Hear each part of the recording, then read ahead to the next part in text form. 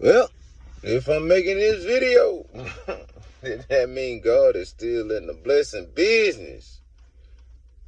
But if God is still in the blessing business, then that means that business has got to be good. My. Ladies and gentlemen, Houston, we have a problem. Well, I guess it would be more if we have been having problems or have them. Either way, it don't matter. This is gonna be a touchy subject for and triggering because y'all have been brainwashed into believing that your kids is the best thing in the world. And since they came out of you in production of some way, that they are awesome. But we talking about sanity as a person. Not if your kids are awesome or what that it really ain't about. It's about that, but it's really not. Look at this. Well, it will go to the parenting or the kids or however. Look, you got a custodial parent and you have a non-custodial parent. Most custodial parents are the mother. Most of the non-custodian parents are the fathers. There will be a time in a day to where either you are proud of your non-custodial parent for getting out of the BS of the custodial parent, or you will say, oh, I'm disappointed. This is another one of those moments with yourself where you will have to tell the truth. Because as of you dealing with the custodial parent, as of children, you see the abuse. You see the abuse that the non-custodian parent had to go through. Either, oh, I'm always right, or I need to be taking care of the money, or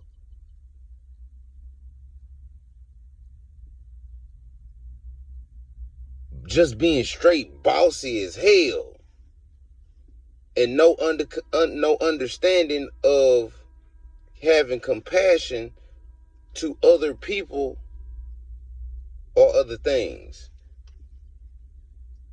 An example, children get older and start not messing with their mama as much because they see the abuse mentally, physically, or emotionally that as a person that she gives off to the world.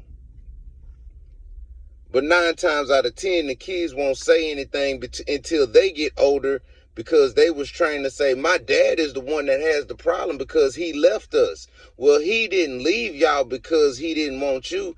He left y'all because of what comes with the package. Is the same reason why we can't keep a good stepdaddy around, god dog it. I'm proud of y'all good stepdaddies. We need good stepdaddies and stepmamas in this world. But we can't get them to stay because of the same crap that ran your daddy off or your mama off. And once you get older, well, my mom never left. She was always that way. You didn't have no choice because she was using you for the paycheck. She was using you for the emotional abuse on the other parent. The other parent would have spent more time with you and everything if the custodial parent would have wanted it. But the custodial parent will never want it to be left into their positioning or on their side of the playing field where the ball is in my court and all I have to do is open up or be like, okay, well, that's old, so these kids need. You want to have your freak off weekend with your new boo, but you don't want to have it that bad to where you'll sit there and let that child go with their real parent. You'll say you would have done it now, but that's not what you was doing then. So you could save all the boo-boo for whoever listening or who like to smell it. But once these kids get older, there's one or two things gonna happen. Either they see it or they act just like it. An example. If I go to the store and you're my child and I leave you at home and you're old enough, I mean, I ain't leaving no baby or no toddler or nothing like that at home by themselves. But what I'm saying is, if I leave you home and I go to the store and I come back and I go in my office and I see stuff missing, not missing, well, in cases missing or moved around, why did you think that child learned that it's okay to go and ramble through people's stuff when they are left alone? Don't worry, I'll wait. Who you thinking showing and letting these people know that, oh, it's okay to lie, but you want the truth from everybody? You can't sit there and say it's the non-custodial parent, because you done kept them kids and everything else, and the system and the court system and kept them kids away from the non-custodial parent too. Because the abuser is a liar, so the abuser could sit here and say they beat me or any kind of bullshit. Ooh, sorry for the ooh. Whack, whack, whack. But at the same time, it's a game. But then when you sit there and then the kids get old enough and the kids start crashing out, you still got good fathers crashing out for their daughter, and their daughter be wrong as hell.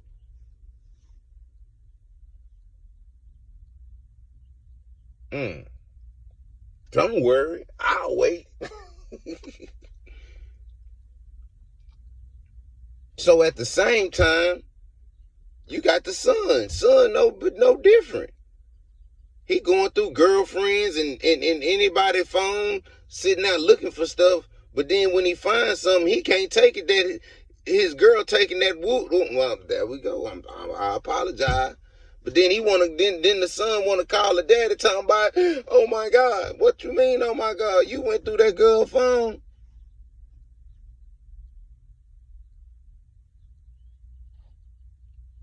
So we had a realization to the point to where you can either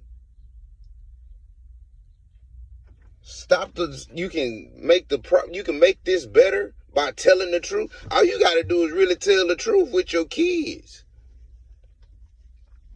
I can honestly say I got one mother with some kids to where that she actually told the truth, because it's completely different.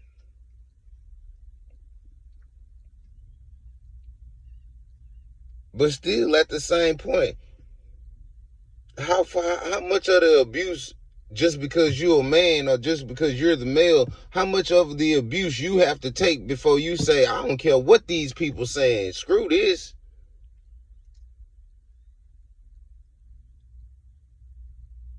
But then in turn, that woman wouldn't want her son to have to go through the abuse that she's put out to his daddy. Y'all have a good day. Sorry, Nari.